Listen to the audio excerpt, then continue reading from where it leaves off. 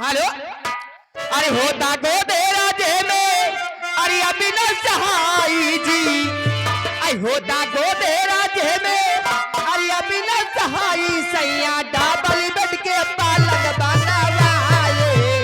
खटिया के चूर गड़ा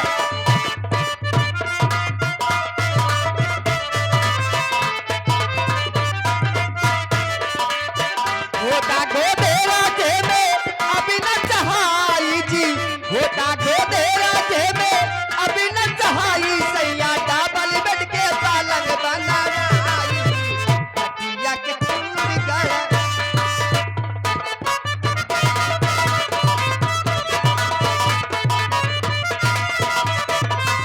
जवन जवन काबू धनिया पहले लिया आई भो जवन जवन काबू धनिया पहले लिया आई झगड़ा छोड़ाया बाबा हिया मेरा लिया आज बड़ा पानी करता झगड़ा छोड़ाया बा हेलो हेलो हाँ हीरालाल भाई कटरा चौराहा के रहने वाले मेला कमेटी को 100 रुपए चंदा दे रहे हैं जवन जवन काबू धनिया पहले लिया आई भो जवन जवन काबू धनिया पहले लिया आई झगड़ा छोड़ाया बाबा हिया मेरा लिया आज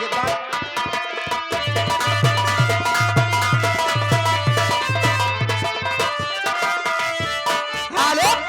हेलो मास्टर जी थोड़ा लाइन बदल दो भैया जी कह रहे हैं थोड़ा कुछ एक लाइन और मार दो चलो ठीक है परेशान ना सवेरे तक का रहा जितना सुने को सुन लो hello hello hello hello hello master ji अरे राती भारी सैया हमर बाढ़े डब्बा रे चार राती भारी सैया हमर बाढ़े डब्बा रे चार तू धारावे लुथारे सर तू धारावे लुथारे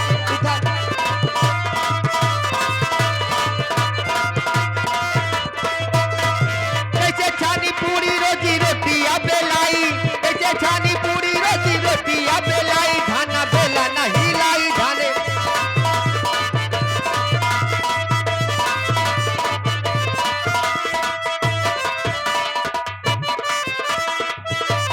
चाहिए के चढ़ल वाले चाहिए के महीना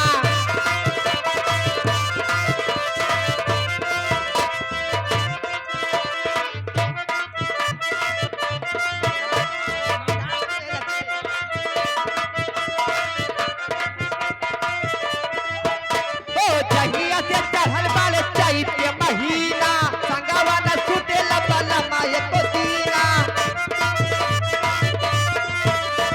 चाहिए से चढ़ल वाले चाहिए के महीना संगवा न छूटे लबलमा एको दिन कभी कभी तकिया बिगाड़े जला दे चार कभी कभी तकिया बिगाड़े जला दे तू धरावे लुथारे से तू